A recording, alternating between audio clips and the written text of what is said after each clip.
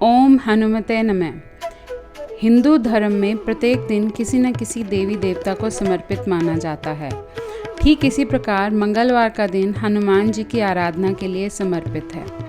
हनुमान जी को पराक्रम, बल, सेवा और भक्ति का आदर्श उदाहरण माना जाता है। इसी वजह से पुराणों में हनुमान जी को सकल गुण निधान भी कहा गया है।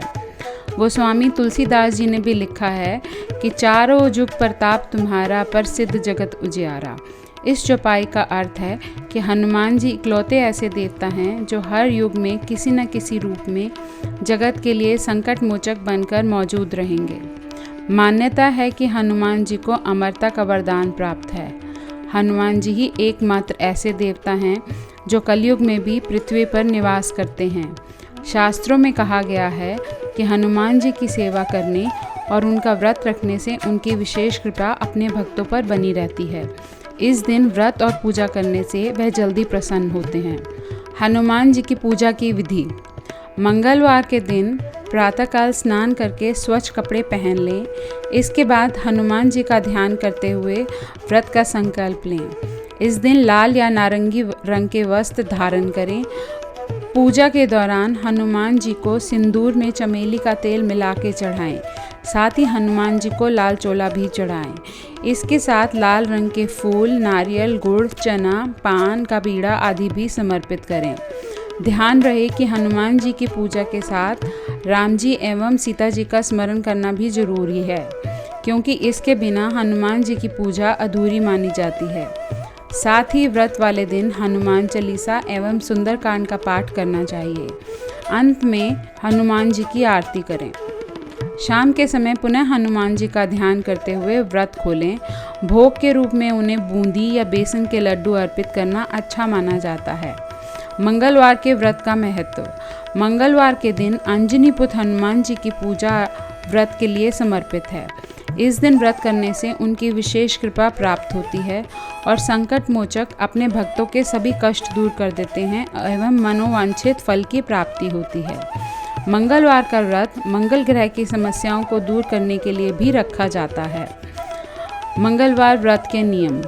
इस व्रत को किसी भी माह के शुक्ल पक्ष के पहले मंगलवार से प्रारंभ करना शुभ माना गया है। मंगलवार का व्रत 3, 5, 7, 11, 21 या 45 की संख्या में रखना शुभ माना गया है। कुछ भक्त इसे आजीवन भी करते हैं। यदि आप मंगलवार के दिन हनुमान जी का व्रत करते हैं तो ध्यान रखें, इस व्रत में नमक का सेवन भूलकर भी ना करें। ऐसा करने से आपका व्रत खंडित हो जाएगा। काले या सफ़ेद वस्त्र पहनकर हनुमान जी की पूजा ना करें। लाल कपड़े पहनना सबसे अच्छा होता है। व्रत रखने वाले व्यक्ति को दिन में केवल एक बार भोजन करना चाहिए। हनुमान जी की पूजा करते समय महिलाएं बजरंग बली को चोला ना चढ़ाएं। शास्त्रों के अनुसार हनुमान जी की पूजा करते समय महिलाओं को उनके सामने सर नहीं झुकाना चाहिए। वह केवल हाथ जोड़कर प्रणाम करें, क्योंकि हनुमान जी सभी स्त्रियों को माता समान मानते हैं और नहीं चाहते कि कोई भी स्त्री उनके सामने सर झुकाए। व्रत का उद्यापन। अंतिम मंगलवार व्रत के बाद आने वाले मंगलवार को विधिवत उद्यापन करें। उद्यापन करते समय 7 नारियल हनुमान जी के मंदिर में अर्पित करें। पंचामृत चढ़ाकर सिंदूर का दान करें। गरीबों या ब्राह्मणों को भोजन कराएं। मंदिर में लाल रंग की ध्वजा चढ़ाएं। उद्यापन के दिन रक्त चंदन की माला धारण करें और यह माला 7 दिन तक पहने रखें। मंगलवार के व्रत में क्या खाएं और क्या नहीं खाएं। इस दिन नमक नहीं खाना चाहिए। मंगलवार के व्रत में बेसन के लड्डू खा सकते हैं। यह हनुमान जी को बेहद प्रिय हैं।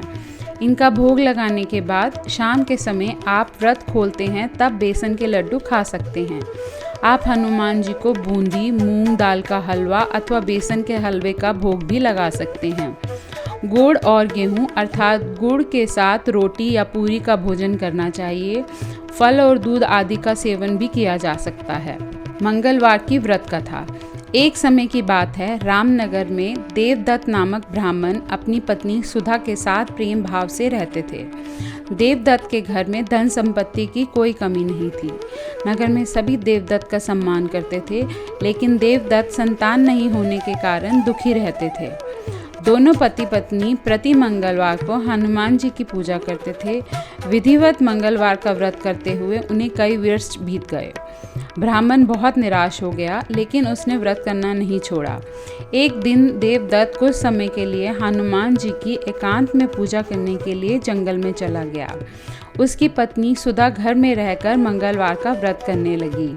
दोनों पति पत्नी पुत्र प्राप्ति के लिए मंगलवार का विधिवत व्रत करते रहे और इस प्रकार समय व्यतीत होता गया। एक मंगलवार को सुधा ने व्रत किया, लेकिन किसी कारणवश वह हनुमान जी को भोग नहीं लगा सकी और उस दिन वह सूर्यास्त के बाद भूखी ही सो गई। तब उसने प्रण लिया कि अब अगले मंगलवार को हनुमान जी को भोग लगाकर ही भोजन ग्रहण करेगी। 6 दिन तक सुधा भूखी प्यासी रही। 7वें दिन मंगलवार को उसने हनुमान जी की पूजा की, लेकिन तभी भूख प्यास के कारण वह बेहोश हो गई। तब हनुमान जी ने उसे स्वप्न में दर्शन देते हुए कहा, उठो पुत्री, मैं तुम्हारी पूजा पाठ से बहुत प्रसन्न हूँ। तुम्हें सुंदर और सुयोग्य पुत्र होने का वर देता हूँ। यह कहकर हनुमान जी अंतर्ध्यान हो गए। तत्काल सुधा ने उठकर हनुमान जी को भोग लगाया और स्वयं भोजन किया। इस प्रकार हनुमान जी की अनुकंपा से सुधा ने एक सुंदर शिशु को जन्म दिया। मंगलवार को जन्म लेने के कारण उस बच्चे का नाम मंगलदास रखा गया। कुछ समय बाद सुधा का पति देवदत्त भी घर लौट आया। उसने मंगल को देखा तो सुधा से पूछा, यह सुंदर बच्चा किसका है? सुधा ने खुश होते हुए हनुमान जी के दर्शन और पुत्र प्राप्त होने का वरदान देने की सारी कथा सुना दी, लेकिन देवदत्त को उसकी बातों पर विश्वास नहीं हुआ। उसके मन में पता नहीं कैसे यह कलुषित विचार आया कि सुधा ने उसके साथ विश्वासघात किया है और इस बात को छिपाने के लिए वह झूठ बोल रही है। देवदत्त ने उस बच्चे को मारने की योजना बनाई। एक दिन वह स्नान के लिए कुएं पर जाते समय मंगल को भी साथ ले गया। वहां देवदत्त ने मौका देखकर मंगल को कुएं में फेंक दिया और घर आकर बहाना बना दिया कि मंगल तो कुएं पर मेरे साथ पहुंचा ही नहीं। देवदत्त के इतना कहने के बाद मंगल दौड़ता हुआ घर लौट आया। देवदत्त मंगल को देखकर हैरान हो उठा। उसी रात हनुमान जी ने देवदत्त को स्वप्न में दर्शन देते हुए कहा, तुम दोनों के मंगलवार के व्रत करने से प्रसन्न होकर पुत्र वर का आशीर्वाद मैंने दिया है, फिर तुम अपनी पत्नी पर क्यों शक करते हो?